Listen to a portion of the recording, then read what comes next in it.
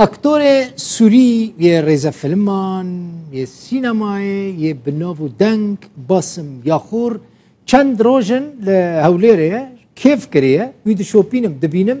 دچک کدره سلفی اندگره تیرا خوشی دکنه لسر حساب خوی فیسبوک سپاسیا خلک کردستان دکه نویساندیه سپاس جبو هولیره سپاس جبو خلک کردستانی باسم یاخور رزا فيلما بناوي شفاكتنه يعني ليلة السقوط دكشينا لهوليري لهونزانن لرستورانتا كهوليري كارمندان چاوا پیشوازیا ویکرن چه آنینا سری باسم یا خور کارمند رابون رقصه اون اینها ببینن دنگ موزیکشی تیرا خو بلند کن فتاشان جی دتقینن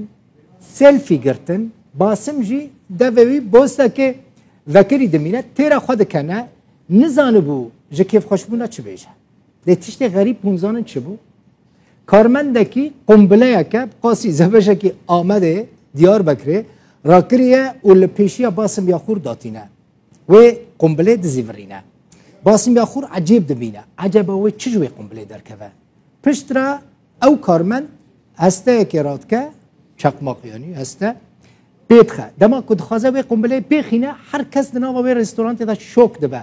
جبر کن نزانن که چه ده انجام تقاندن و قنبله دا درکوه ببینن که چه جوی قنبله باسم یاخور درد که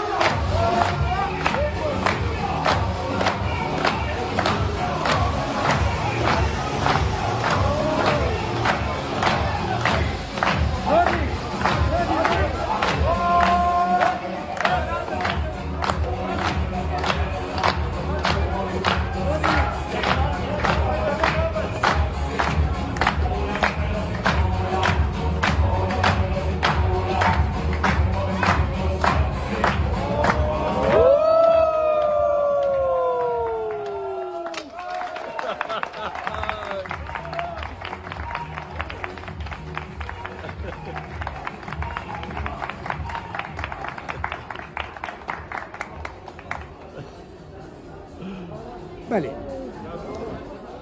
اوه قنبله یا کل پیشیا باسم یاخور هاتبو بودانین و تقاندن و دید چه درکت نابیجن چه بو برا نبه رکلام لی دوام دمین داوی دا